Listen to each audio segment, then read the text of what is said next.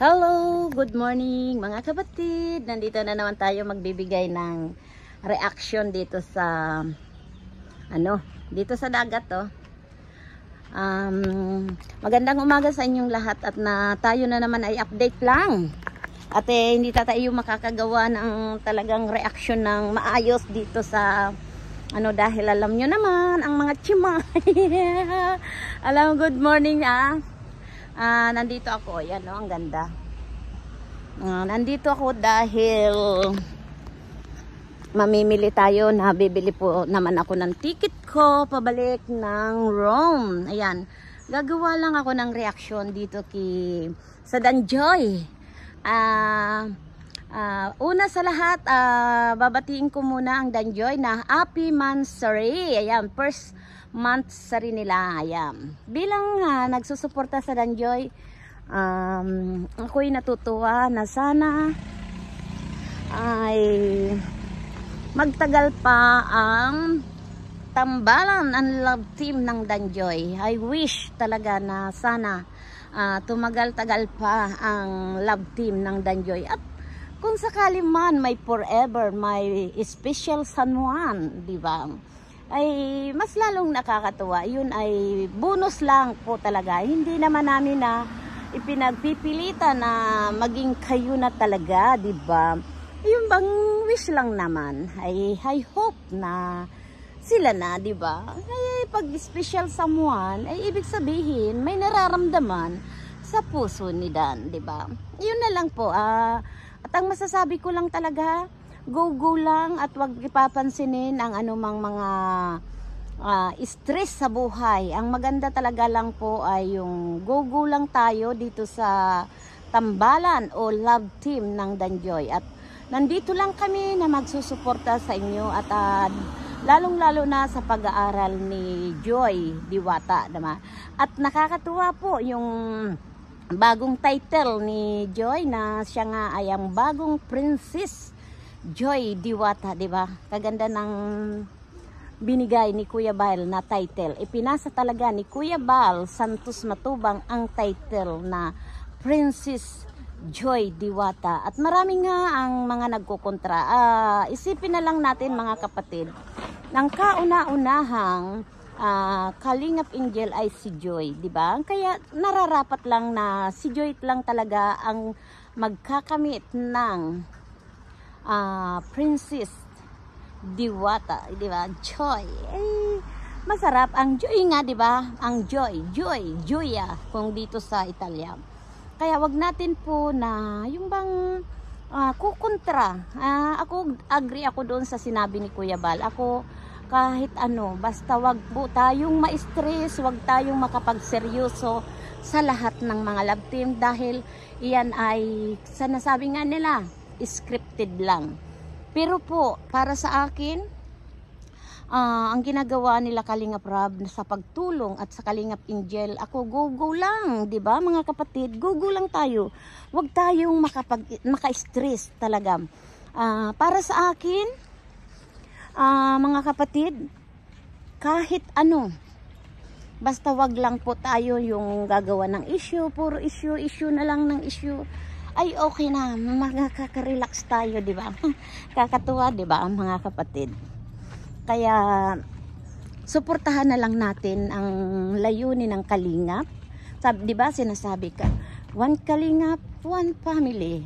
Lahat ng mga tinutulungan ni Bal Santos Matubang, Kalingap Rab, nila Ate Edna, ni Rowel of Malalag at ni Rachel. Suportahan na lang natin at higit sa lahat ang mga love team, di ba? Ang love team na pangunguna yan ng Jumcar, Edsi, at ngayon nga ang Danjoy, di ba po? Kaya masarap po talaga lang yung suportahan na lang na wala nang issue. At nakakapagod din po yung puro issue. Ako ayaw ko na talaga na issue dito sa paggagawa ng reaction dahil nakaka-stress na. Kasi minsan yung hindi naman dapat ay nauuwi sa hindi maganda. Magkakasama, nagkakantampuhan dahil lang dito sa mga puna-puna, di ba? Ako ayaw ko na, ignore na ako, ayaw ko nang makisali-sali sa mga ganitong puro issue. Ayaw ko, nakaka-stress po, hindi dahil lang sa nagre-reaction tayo, di ba mga kapatid?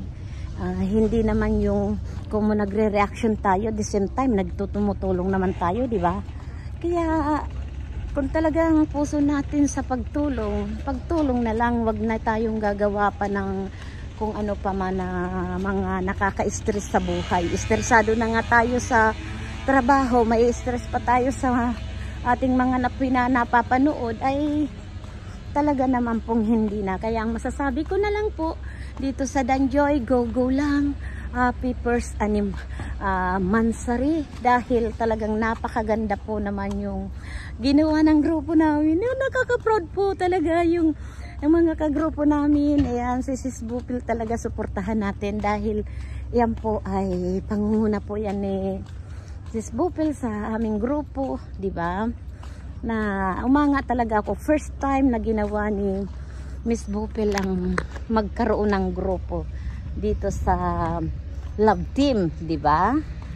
Abang ako yung naglalakad, nagsasalita, nakakagawa ng reaksyon, dahil mamaya hindi ako makakagawa ng reaksyon dahil magpe-prepare na po ako ng iiwan ko sa kanila. Ayan, ang ganda, di ba? Oo, ang ganda talaga. Yan ang mga chimay.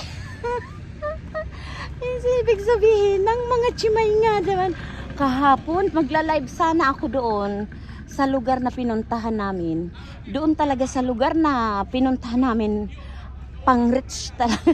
Ang mahal. Nakakagulat po talaga, ang mahal talaga.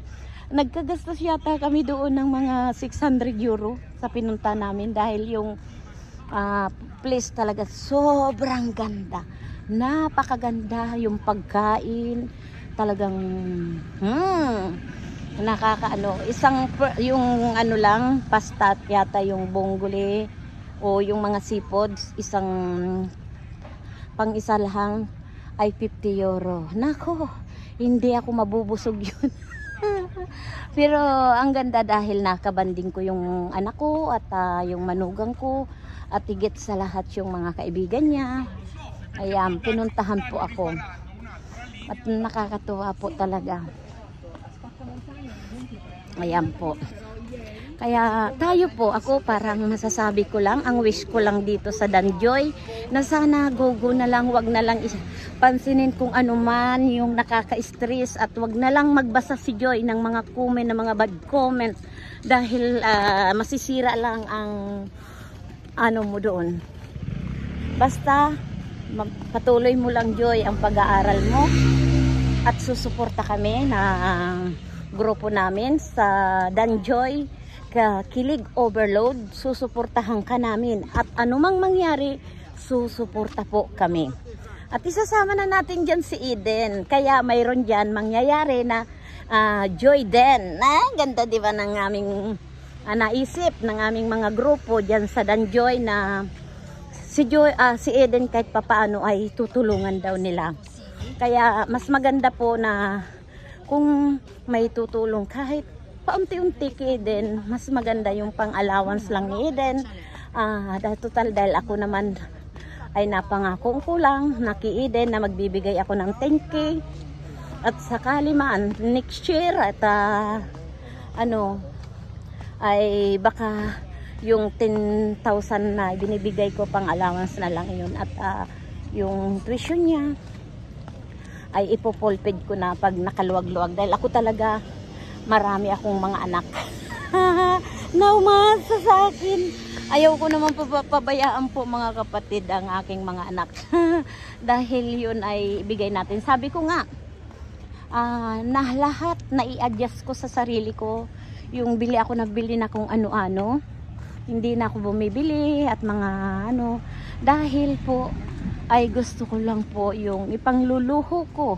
Ipantutulong ko na lang po sa ating mga kababayan. At sa ngayon nga po, napag-isipan ko na medyo tawag doon, nadadagdagan ko yung kiidin, dahil talaga kulang naman talaga yung 10,000. Pero baka next year na ako na magano, dahil mababawasan ako 2 estudyante. ang mawawala sa akin. Dahil yung isa yata hindi na mag-aaral dahil hindi na kakayanin ng siguro siyempre sabi ko kung kaya mo yan, go lang na, igol mo ang pag-aaral mo. Kung talagang nasa puso mo ang pag-aaral, gugulong. Mahirap man, magsikap, di ba? Total may nagpaparal, madalang na mayroon sa yung magpapaaral. Kaya yun ang lagi kong advice. Kaya naman ay sana naman na huwag magtigil sa pag-aaral dahil hindi naman problema, di ba? May nagpapaaral, di ba? Di ko naman alam, ay mahirap naman na yung tayo po ay pati pamilya ay susuportahan natin. Hindi naman po maganda yun. At yung pag-aaral lang talaga ng isang tao ang susuportahan natin, hindi ang pamilya, di ba? Yung pag-aaral mo, go mo lang dahil hindi naman mahirap na yung siguro kung yun ang passion mo na gusto mo makatapos, siguro naman ay talagang makakatapos kahit may iba nga dyan na mahina ang utak, pero pag porsigidong mag-aral, nakakapagtapos. Diba po mga kapatid? Kaya, go lang hanggat may nagpapaaral. Kaya, ikaw Joy, ang masasabi ko sa'yo, masasabi ni Ate Malu, ay go lang. Nandito kaming mga grupo, ang team, Dan Joy, Kilig Overload, susuporta kami sa pag-aaral mo. Kaya, go lang naman mga kapatid. Diba? O, ayan. Happy months sari. First months sari. Happy lang tayo. Huwag na tayo magpa-stress, magpadala. Hindi ako makakapagkanta at nandito ako naglalakad abang ako'y nagre-reaction. Diba? Ganun lang atin yun. Shout out sa inyong lahat mga Dan Joy, Kilig Overload.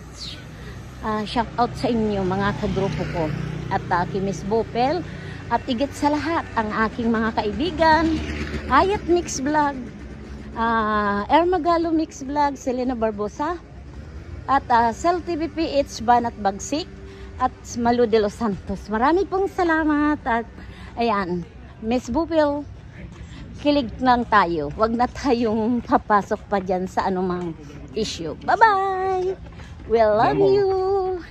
Bye-bye.